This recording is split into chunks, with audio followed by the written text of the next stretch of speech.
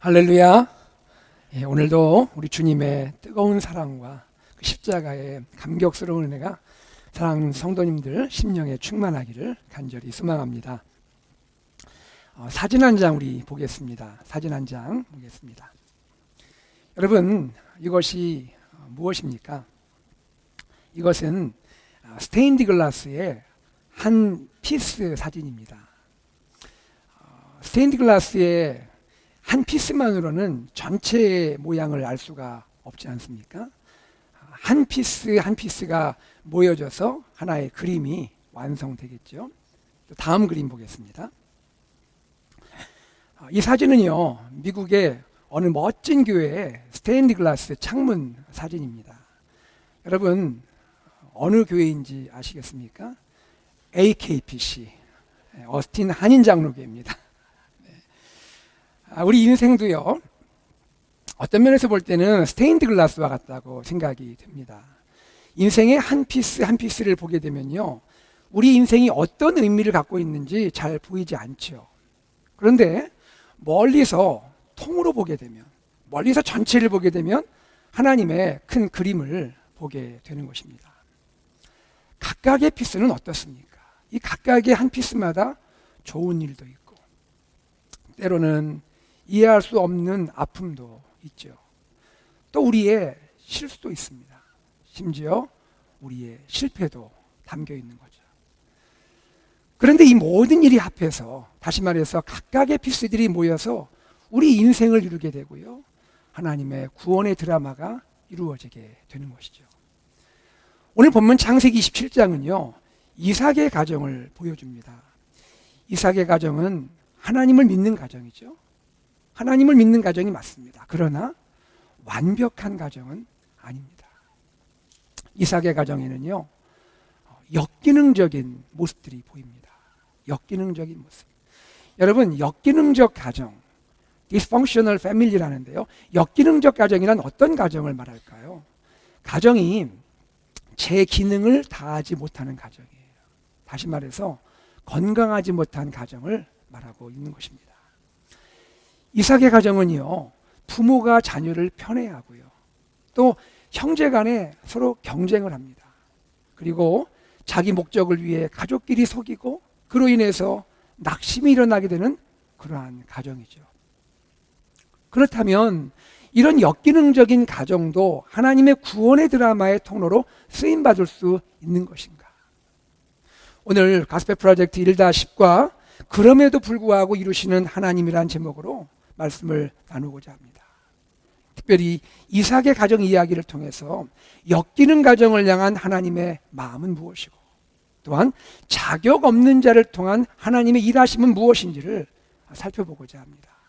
이 시간에 말씀을 배우고 말씀을 확신하고 말씀 안에 거하는 은혜가 우리 안에 있기를 간절히 소망합니다. 먼저 이삭의 가정 이야기를 통해 우리가 깨닫게 되는 것은 이것입니다. 하나님은 역기능 가정을 사랑하시고 은혜를 베푸신다는 거죠. 같이 한번 읽어볼까요? 하나님은 역기능적 가정을 사랑하시고 은혜를 베푸십니다. 여러분, 이삭의 가정을 역기능적 가정이라고 제가 소개했잖아요. 이 가정의 역기능적 상태는 어느 정도 심한 겁니까? 두 아들 야곱과에서 이 에서와 야곱의 경쟁이 단순한 경쟁을 넘어가는 거예요. 이들 형제는요, 어머니 뱃속에 있을 때부터 싸웠습니다. 창세기 25장 22절 말씀이 보여주고 있는데요, 같이 읽어보죠. 그 아들들이 그의 태 속에서 서로 싸우는지라. 그가 이르되 이럴 경우에는 내가 어찌할꼬 하고 가서 여호와께 묻자온대. 지금 여기 리브가의 고민이 담겨 있습니다. 이 말씀 가운데 서로 싸우다라는 말이 나오죠. 여기서 싸우다라는 이 히브리 동사의 의미는요, 매우 강한 뉘앙스를 갖고 있어요. 그것은요, 서로 다투다 이런 정도가 아니에요. 다투다를 넘어서서요, 뭉개다, 아주 으깨다, 학대하다, 핍박하다, 이러한 강한 뉘앙스를 갖는 그 동사가 여기 싸우다라는 말입니다. 뱃속에서 서로 그렇게 싸우고 있다라는 거예요. 이 뱃속에 있는 두 형제가 이렇게 싸운 것 때문에 어머니 리브가가 너무나 괴로운 거예요. 그래서 리브가가 하나님께 나아가 기도합니다. 하나님, 도대체 이게 어떻게 된 일입니까? 제가 너무너무 괴롭습니다. 라고 고백을 하고 있는 거죠. 두 형제가 뱃속에서 왜 싸웠습니까? 왜 싸웠을까요? 왜 이 정도로 심하게 싸웠을까요? 서로 형이 되겠다는 거예요. 서로 더 큰 자가 되겠다는 거예요. 그래서 싸우는 거예요. 실제로 에서와 야곱이 세상에 태어나는 출생의 순간에도 그때도 치열하게 싸웁니다. 창세기 25장 25절과 26절 앞부분을 같이 읽어보죠. 먼저 나온 자는 붉고 전신이 털옷 같아서 이름을 에서라 하였고, 후에 나온 아우는 손으로 에서의 발꿈치를 잡았으므로 그 이름을 야곱이라 하였으며. 에서와 야곱을 보십시오. 에서와 야곱은 서로 먼저 세상에 나오려다가, 다시 말해서 서로 형이 되려고 하다가 아슬아슬한 차이로 에서가 먼저 태어나게 되죠. 그런데요, 그 다음에 아주 흥미로운 장면이 나옵니다. 이 에서 뒤에 따라 나오는 야곱이요, 손으로 에서의 발꿈치를 잡고 있어요. 여러분, 세상에서 이런 얘기 들어보신 적 있습니까? 쌍둥이라도 말이죠, 동생이 앞서 나가는 형 발꿈치를 손으로 딱 잡고 나왔다는 그런 얘기 들어보신 적 있습니까? 이거 얼마나 특이한 이야기입니까? 무엇을 보여줍니까? 결코 형의 자리를 놓치지 않겠다. 결코 형의 자리를 빼앗기지 않겠다라는 그러한 의지가 표현된 거 아니겠습니까? 야곱, 그 이름의 뜻이 뭐죠? 그 이름의 뜻이 너무 리얼해요. 뭐냐면 발꿈치를 잡다라는 뜻이에요. 발꿈치를 잡다가 야곱의 뜻이에요. 경쟁하는 자라는 말이죠. 그런데 여러분, 우리가 이삭의 가정 이야기를 조금 더 들어가다 보면 이삭의 가정의 문제가요, 단지 두 아들의 문제가 아니에요. 형제끼리의 심각한 경쟁도 문제이지만요, 이 가정의 더 큰 문제는 부모가 각각 한 아들을 편애한다는 거예요. 부모가 자녀를 편애하고 있어요. 아버지 이삭은 에서를 편애합니다. 그리고 어머니 리브가는 야곱을 편애하고 있는 거예요. 그런데 이 부모의 편애가 결국에는요, 가정 안에 큰 비극을 가져오게 되는 것이죠. 이삭의 임종이 가까웠습니다. 이삭이 나이가 많아서 이제 하나님께 돌아갈 날이 가까운 것이죠. 리브가가 야곱과 모의를 해요. 쏙닥쏙닥 얘기를 하는 거예요. 아버지를 속이자는 거예요. 이삭을 속이자는 거예요. 그리고는 에서가 받아야 할 아버지의 축복을 야곱이 받게 하는 거예요. 야곱이 에서의 축복을 가로채도록 어머니가 일한 거예요. 결국에 이 일로 인해서 분노하게 된 에서, 이 에서가요, 어떻게 마음에 결심 품죠? 기회를 봐서 내가 내 동생 야곱을 죽일 거야, 죽이겠다는 생각을 합니다. 그리고 이것을 알아챈 어머니 리브가는요, 야곱에게 이 사실을 알려주죠. 그리고 야곱은 집을 떠나서 예정에 없던 도피자의 삶을 살게 되는 것입니다. 도망하지 않으면 살 수가 없게 된 거예요. 야곱의 도피로 급한 위기는 모면했지만 하마터면 형제 간의 피해 비극이 일어나게 될 뻔했던 것이죠. 야곱을 떠나보내면서 어머니 리브가가 이렇게 말을 합니다. 창세기 27장 45절 리브가의 이야기를 함께 읽어보죠. 내 형의 분노가 풀려 내가 자기에게 행한 것을 잊어버리거든 내가 곧 사람을 보내어 너를 거기서 불러오리라. 어찌 하루에 너희 둘을 잃으랴. 저는 이 말씀 읽으면서 마지막 이 말이 마음에 이렇게 아픔으로 다가오는 거예요. 어찌 하루에 너희 둘을 잃으랴. 여러분, 어머니가 마음으로 바라는, 정말 바라는 거 뭘까요? 이 세상의 어머니들이 정말로 마음으로 바라는 건 뭘까요? 자식들이 화목한 거 아닙니까? 자식들이 화목하게 지내는 거, 그거 제일 바라는 거 아니에요? 성공하고 출세하는 것도 좋죠. 그러나 성공하고 출세하는 것보다 우리 자녀들이 화목하게 살아가는 모습이 부모님에게 정말 기쁨이 되는 것 아닙니까?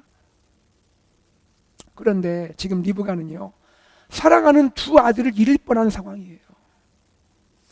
리브가의 편애가 결국 이런 아픔을 가져오게 되었단 말입니다.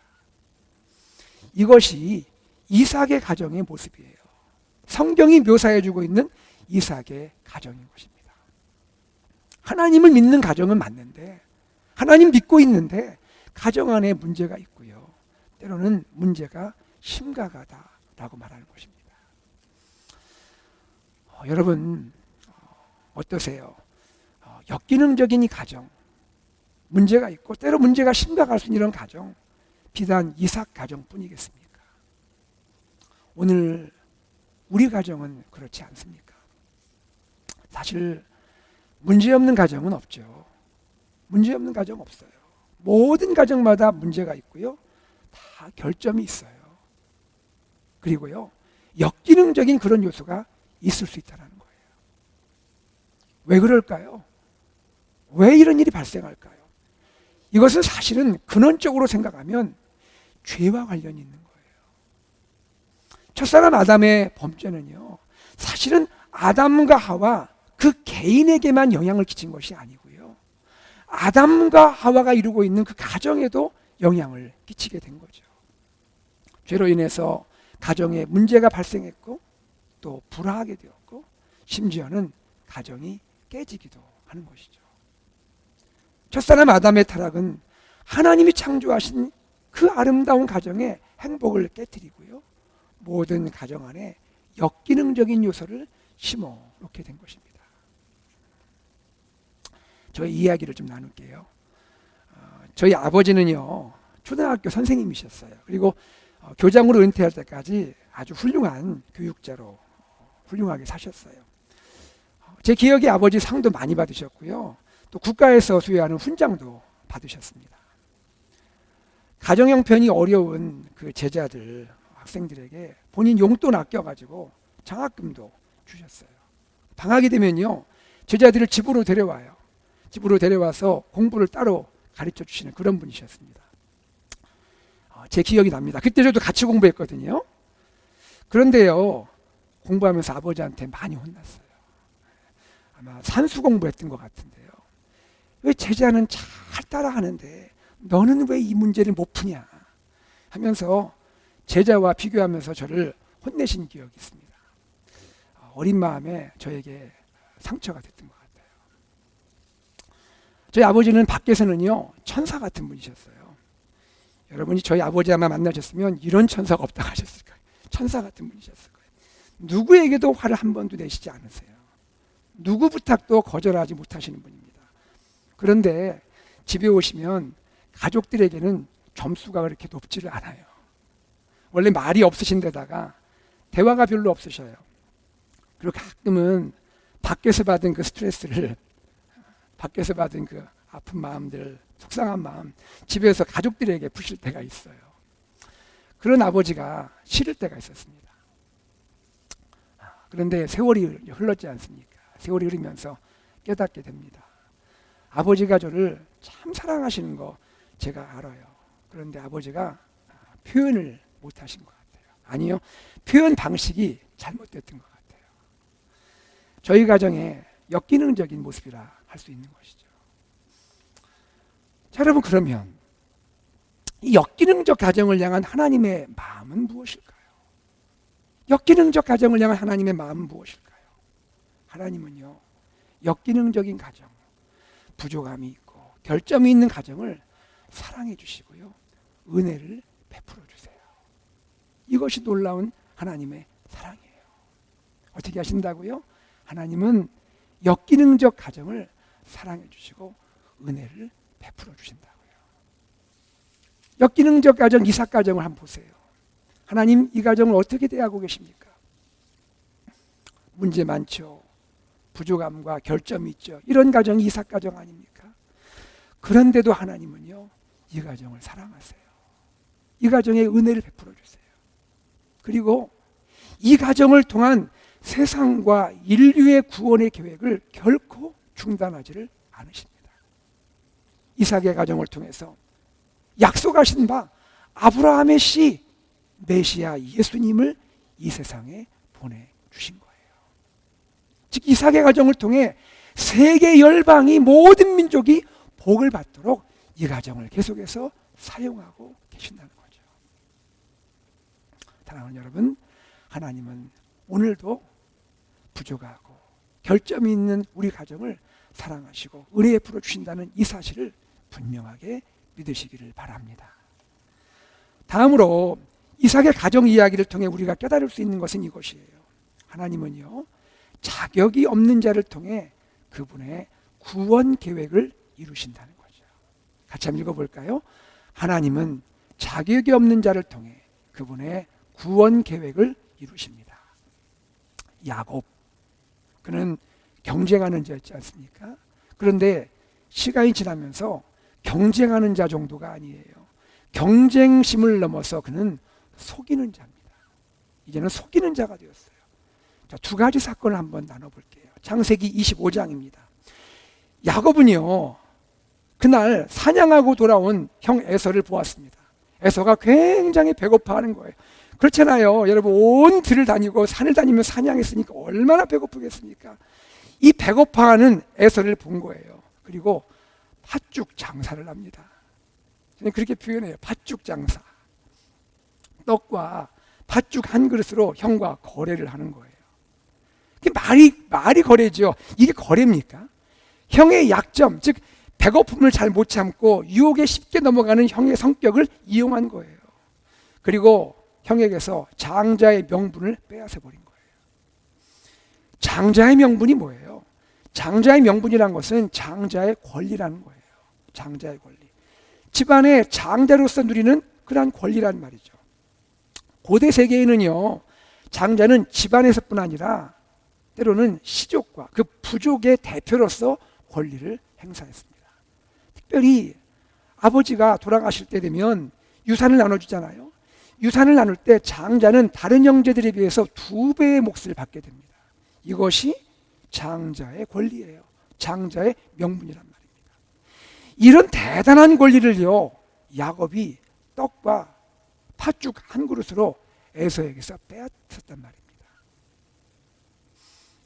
이처럼 야곱은요, 자신의 목적을 위해서는, 목적을 이루고 목적을 성취하기 위해서는 수단과 방법을 가리지 않는 사람인 것이죠.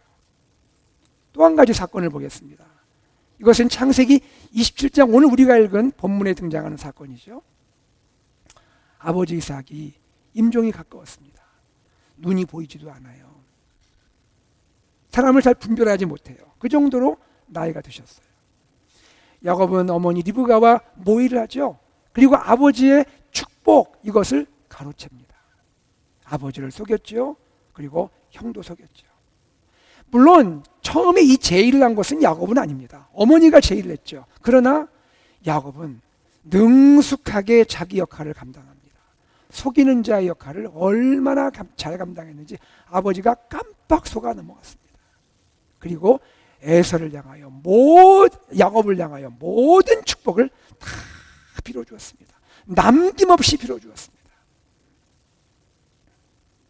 결국 이 일은 에서를 낙심하게 했습니다. 에서를 낙심하게 했어요. 성경은요, 이렇게 말해요. 에서가 동생에게 속은 후에 소리질러 슬피 울었다고 말합니다. 에서가 얼마나 속상하고 얼마나 마음이 아프고 얼마나 억울했던지 소리질러 슬피 울었다고 말하는 거예요. 27장 34절 같이 읽어볼까요? 에서가 그의 아버지의 말을 듣고 소리질러 슬피 울며 아버지에게 이르되 내 아버지여 내게 축복하소서, 내게도 그리하소서. 물론 이 창세기 27장의 축복 사건은요, 하나님의 관점에서 본다면 우리가 다 알 수 없고 우리가 다 이해할 수 없는 하나님의 예정, 하나님의 섭리 가운데 진행된 사건이죠. 특별히 과거에 하나님이 임신 중인 리브가에게 하신 말씀이 성취된 것이라고 볼 수가 있습니다. 25장 23절 말씀을 읽어볼까요? 여호와께서 그에게 이르시되 두 국민이 내 태중에 있구나. 두 민족이 내 복중에서부터 나누이리라. 이 족속이 저 족속보다 강하겠고 큰 자가 어린 자를 섬기리라 하셨더라. 하지만 그럼에도 불구하고 이 창세기 27장의 축복의 사건은요, 에서의 가슴을 너무너무 가슴 아프게 했던 사건이란 말입니다. 이 사건으로 인해서 두 형제가, 에서와 야곱이 그 후에 20년의 세월을 원수처럼 지내야 하게 됐던 것이죠. 여러분, 도대체 무엇이 문제인 겁니까? 뭐가 문제인 거예요? 그것은요, 야곱이 자기의 방법으로 하나님의 축복을 얻으려고 한 점이에요. 야곱은 중요한 진리를 몰랐던 거예요. 중요한 진리를 놓치고 있었던 거예요. 그것은 무엇입니까? 하나님의 축복은 하나님의 방법으로 이루어지는 거예요. 다 같이 볼까요? 하나님의 축복은 하나님의 방법으로 이루어집니다. 야곱에게 필요한 것은 무엇이었을까요? 하나님의 약속을 이루기 위해 누군가와 경쟁을 하고 누군가를 속이는 거, 그거 아니었어요. 야곱이 정말로 해야 했던 한 가지, 야곱이 정말로 해야 했던 한 가지가 있다면 그것은 무엇일까요? 그것은 하나님을 만나는 일이었습니다. 하나님을 만나는 일이었어요. 하나님을 만나서 야곱이 변화되는 일이었단 말이에요. 하나님의 사람으로, 하나님의 성품을 닮은 사람으로 변화되는 일이 그에게 1번으로 필요했던 거예요. 나의 옛 자아가 죽어야 했고 새 사람으로 거듭 나야 했던 거예요. 이 점에서 본다면요, 야곱의 그 후에 20년의 바단 아람에서의 타향살이 이야기는요, 결국 뭡니까? 야곱이 변화되는 이야기예요. 변화되는 이야기. 속이는 자 야곱이 도리어 외삼촌에게 속임을 당합니다. 잘 속였는데 이제는 속임을 당하고 살게 되는 거예요. 그러면서 야곱의 내면이 깨지기 시작하는 거예요. 깨져요. 그의 교만했던 마음이 깨져요. 그의 속이는 마음이 깨지는 거예요. 이 과정에서 하나님이 야곱을 찾아오시는 것이죠. 그리고 그를 만나 주십니다. 하나님 보시기에 야곱의 가장 큰 과제는요, 이것이었을 거예요. 야곱 자신이 축복의 그릇으로 준비가 되는 것이죠. 축복의 그릇으로, 하나님의 복에 합당한 사람으로 빚어지는 것이죠. 이것이 하나님 보시기에 야곱의 1번 과제인 것이죠. 사랑하는 여러분, 저와 여러분이 축복 그 자체도 귀하지만 축복을 받을 만한 사람으로, 축복의 그릇으로, 하나님의 복에 합당한 사람으로 빚어지고 준비되고 변화되기를 간절히 소망합니다. 우리 교회 어린이 교육부가 금년부터 드림키즈 미니스트리로 이름을 바꾸게 됩니다. 드림키즈, 무엇입니까? 꿈을 가진 어린이라는 거죠. 꿈을 가진 어린이. 어떤 꿈이죠? 세상의 꿈입니까? 아니에요. 하나님의 꿈이에요. 하나님 나라의 꿈이에요. 킹덤 드림이에요. 하나님의 축복을 세상에 나누는 그런 꿈을 가진 어린이가 되자는 거죠. 하나님 나라의 기쁨을 친구들과 나눌 줄 아는 그런 꿈을 가진 어린이가 되자는 거죠. 생각할수록 얼마나 감격스럽고 얼마나 행복한 꿈입니까? 얼마나 기쁜 꿈입니까? 이를 위해서 우리 자녀들이, 사랑하는 우리 다음 세대가 저는 축복의 그릇으로 준비되기를 소망합니다. 하나님의 복에 합당한 사람으로 빚어지기를, 이를 위해서 우리 교회가 최선을 다하기를 간절히 소망합니다. 우리 사랑하는 유세 자녀들도 마찬가지죠. 세상을 향한 축복의 통로로 세워줄 줄로 믿습니다. 하나님이 우리 유세 자녀들을 귀하게 키우실 줄 저는 확신해요. 우리 다음 세대를 위한 축복의 그릇으로 하나님께서 우리 유세 자녀들을 하나님의 복에 합당한 사람으로 키워주실 줄로 믿습니다. 여러분, 꼭 기억하시기 바랍니다. 축복 귀합니다. 축복 소중합니다. 그러나 다시 한번 우리가 기억할 것은 이것입니다. 하나님의 축복은 하나님의 방법으로 이루어집니다. 아멘. 다 같이 한번 해봅시다. 하나님의 축복은 하나님의 방법으로 이루어집니다. 아멘입니까? 이를 위해서 여러분 우리 자녀들을 위해 기도해 주시고 다음 세대를 예수님의 이름으로 축복하는 우리 성도님들, 우리 교회 되기를 간절히 소망합니다. 말씀을 맺습니다. 오늘 우리는 이삭의 가정을 보았습니다.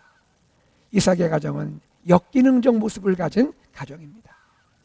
이 시간 우리 가운데는 가정에 아픔이 있는 분들도 있으실 거예요. 특별히 자녀로 인해서 마음 아파하는 그런 분들도 계시는 줄로 압니다. 여러분, 인생의 한 피스만 보지 않으시기를 바랍니다. 전체 그림을 보시기 바랍니다. 비록 지금은 다 이해하기 어렵지만, 이해가 안 되지만 멀리서 하나님의 관점으로 우리 인생의 전체 그림을 볼 수 있다면 그 의미가 이해될 것입니다. 우리 가정을 향한, 사랑하는 우리 자녀를 향한 하나님의 멋지고 놀라운 그림이, 이 위대한 디자인이 보이게 될 것입니다. 주님 우리에게 분명히 약속해 주셨어요. 로마서 8장 28절 말씀, 우리가 마지막으로 이 말씀을 우리가 확신을 가지고 함께 읽겠습니다. 로마서 8장 28절입니다. 시작. 우리가 알거니와 하나님을 사랑하는 자 곧 그의 뜻대로 부르심을 입은 자들에게는 모든 것이 합력하여 선을 이루느니라. 아멘. 모든 것이 합력하여 선을 이루느니라. 우리의 약함, 우리의 부족함에도 불구하고 우리를 사랑하시고 은혜 베푸시는 하나님을 의지하고 승리하는 우리 귀한 성도님들 되기를 간절히 소망합니다. 그럼에도 불구하고 이루시는 하나님, 그럼에도 불구하고 이루시는 하나님, 그 하나님 바라보고 이웃과 세상을 향해 예수 그리스도의 증인으로, 복음의 증인으로, 하나님의 축복의 통로로 살아가는 AKPC 공동체 되기를 주 예수 그리스도의 이름으로 축복합니다. 아멘. 아멘. 오늘 말씀을 기억하면서 우리 하나님께 찬양 드리기를 원합니다. 사랑하는 여러분, 이 시간 우리가 찬양할 때요, 우리가 함께 부를 찬양은 그럼에도 불구하고라는 찬양입니다. 가사가 이렇습니다. 마음속에 어려움이 있을 때, 마음속에 어려움이 있을 때, 마음속에 어려움이 있을 때 주님 내게 먼저 오사 내 마음을 만지고, 주님 앞에 나올 수 없을 때, 주님 앞에 나올 수 없을 때, 주님 앞에 나올 수 없을 때 주님 날 먼저 안아주시네 라는 찬양입니다. 우리 함께 이 찬양 드리겠습니다.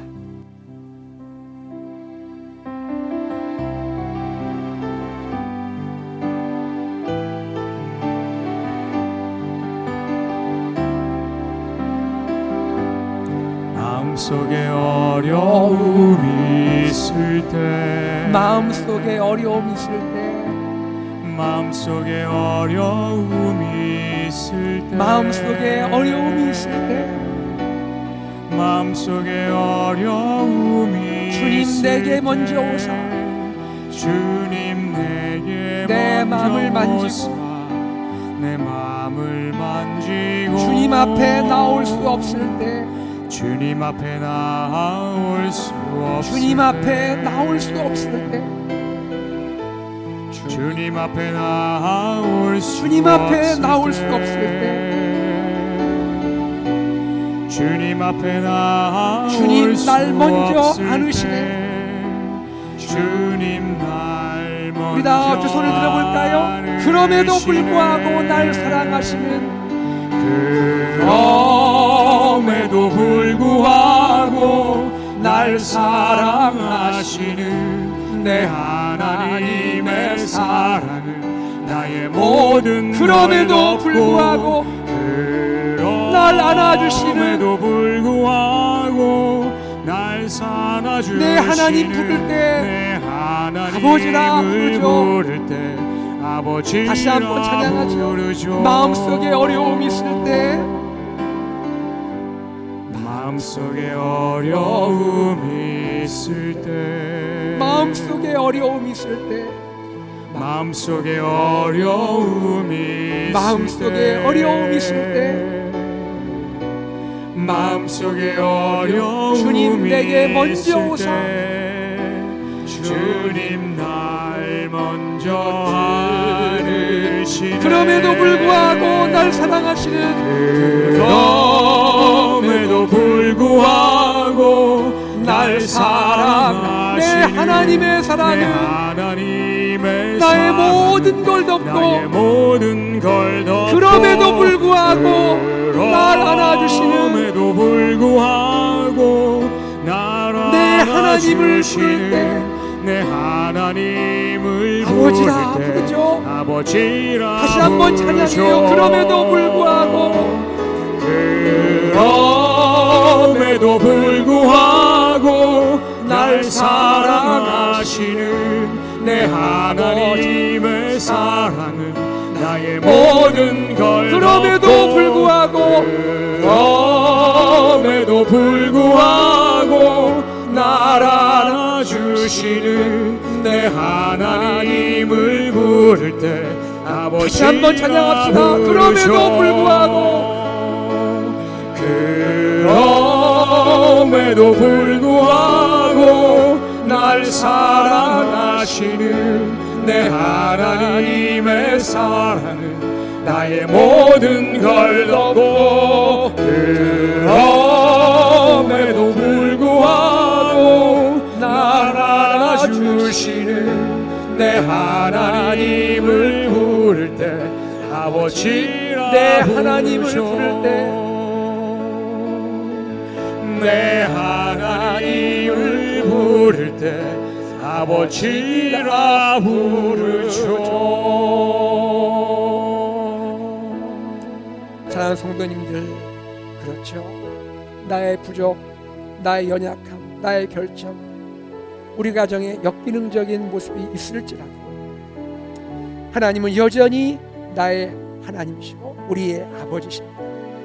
얼마나 우리를 사랑하시는지, 얼마나 우리에게 은혜 주시기 기뻐하시는지, 부족한 우리 가정도 여전히 귀하게 사용하시는 주님, 우리 자녀를 축복하기 원하시는 주님 감사하며 이 시간 우리 함께 주님께 기도하며 나가겠습니다. 함께 기도하겠습니다. 하나님 아버지 감사합니다. 고맙습니다.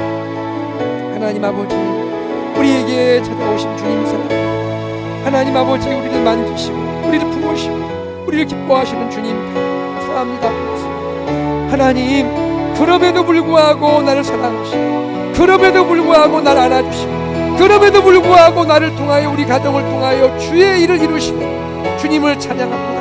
하나님, 우리 그럼에도 불구하고 우리 교회를 통하여 하나님의 역사를 이루시는 주님을 높여드립니다. 하나님, 때로 마음이 어렵고 마음이 힘들고 고통스러울 때 우리 주님을 사랑하며 믿음으로 나아가며 하나님 안에 안기며 하나님 품에 있으며 우리가 주님의 은혜를 입어 주님께 영광을 돌리도록 축복하여 주시옵소서. 하나님, 우리 성도님들 만져주시고 자녀들을 사랑해 주시고 함께하여 주시옵소서. 하나님 고맙습니다. 감사합니다. 부족하고 자격 없고 연약하고 실수 있고 실패 있는 우리 가정을 또 나 자신을 이토록 사랑해 주시니 감사합니다. 그럼에도 불구하고 사랑하시는 주님, 그럼에도 불구하고 날 안아주시는 주님, 그럼에도 불구하고 우리 가정을 귀하게 여기시는 주님 믿고 신뢰하며 오히려 우리가 주님 바라보며 믿음으로 승리하고 영광 돌리게 하여 주시옵소서. 감사드리며 우리 주 예수 그리스도 이름으로 기도드리옵나이다.